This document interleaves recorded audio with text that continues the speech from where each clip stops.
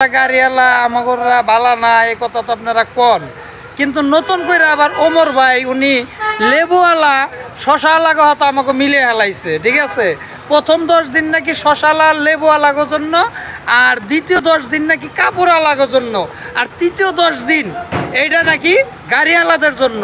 তো আমি একজন গাড়িওয়ালা, তো আমার সাথে আর একজন আছে গাড়িওয়ালা। আসলে উনি কথাটা কি ঠিক কইছে? লেবুওয়ালাগো 10 দিন দিছে, আর তৃতীয় 10 দিন দিছে হইলো কাপড়ওয়ালাগো। এই সিস্টেমকে মানে এখানে প্রথম 10 দিন লেবুওয়ালা শশাওয়ালার দাম বাড়াই দিছে, আর দ্বিতীয় 10 দিন কাপড়ওয়ালার দাম বাড়াই দিব, আর তৃতীয় 10 দিন নাকি গাড়িওয়ালারাও দাম বাড়াই দিব। আসলে কথাটা কি সত্য? কথা তো সত্য, সিস্টেম যেটা চলতেছে এটাই তো সিস্টেমটা। ওর সবাই দাম বাড়াবে, সবাই সুযোগ পাইবো, সবাই দাম বাড়াবে, সুযোগ পাইবো, সেটা এক কথা। কিন্তু তারপরে এখানে তো আর একটা কথা থাইকে যায়, এই যে গাড়ি, এই গাড়িগুলা যে ওনাদেরকে যখন রাইখে আসে, তাই না, রাইখে কিন্তু তখন আবার খালি ব্যাক করতে হয়, তখন কিন্তু ওইখানে কিন্তু যে বর্তমান যে খরচটা এইটা কিন্তু তখন ডাবল হয়ে যায়। এই জন্য কিন্তু দেখেছে ভাড়ার পরিমাণ, টিকিটের পরিমাণ বাইরে যায়, তাই না? তাইলে লেবুওয়ালা আর এই শশাওয়ালার সাথে যে মিলাই দিল, এটা কি এক হইলো? এটা যায় যতটুকু যার জ্ঞান ততটুকু হয়েছে আজ পর্যন্ত।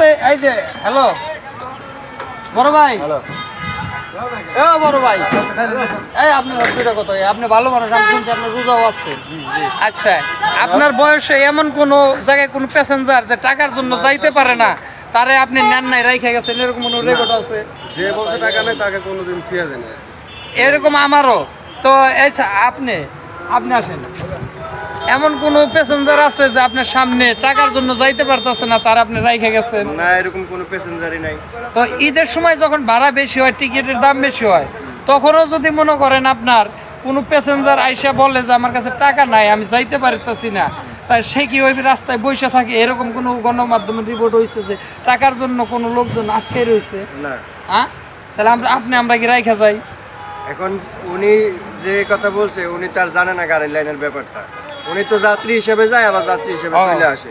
উনি যদি আইসা 5 দিন গাড়ির লাইনে গাড়িতে ঘুরতো, তাহলে উনি আবার বুঝতে পারতো যে যে জায়গায় আছে সে জায়গায় বিপদে আছে। হ্যাঁ, তো আসলে বিষয়টা যাই হোক, ওমর ভাই আপনি মন খারাপ করবেন না, আপনার কথাটা আমার খারাপ লাগছে। আসলে আমরা নামে খারাপ হইতে পারি, কিন্তু কামে খারাপ করি না। আপনারা আমাদের মাঝে আইসা মিশিয়া দেখেন যে গাড়ির দাম যতই বাড়ুক আর কমুক, আপনার কাছে যদি টাকা না থাকে, আপনি যদি বলেন, আপনাকে ওই গাড়িওয়ালা আপনার গন্তব্যস্থানে পৌঁছাই দিব। এই হ্যালো, এদিকে আসেন, আপনি তো আর এক গাড়িওয়ালা। আচ্ছা, এমন কোনো সময় আপনার মনে আছে কি যে কোনো যাত্রীর টাকা নাই, অসহায়ভাবে আছে, আটকে আছে, আপনি তারে রাইখে গেছেন? না না না, তারে নিয়ে গেছেন, তো মনে করেন 400-500 টাকা ভাড়া, তো সেইখানে একটা যাত্রী আপনি নিলে টাকা পাইতেন 500, কিন্তু সেইখানে আপনি একটা লোক টাকা নাই, তারে নিচ্ছেন, এরকম রেকর্ড আপনার আছে?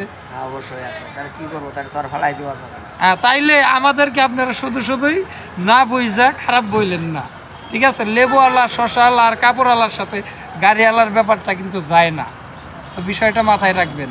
আমি ছোট মানুষ, কিছু কথা বললাম, কথায় যদি ভুল ত্রুটি হয়ে থাকে আমি আন্তরিকভাবে দুঃখিত। I am so sorry. ভালো থাকবেন, সুস্থ থাকবেন।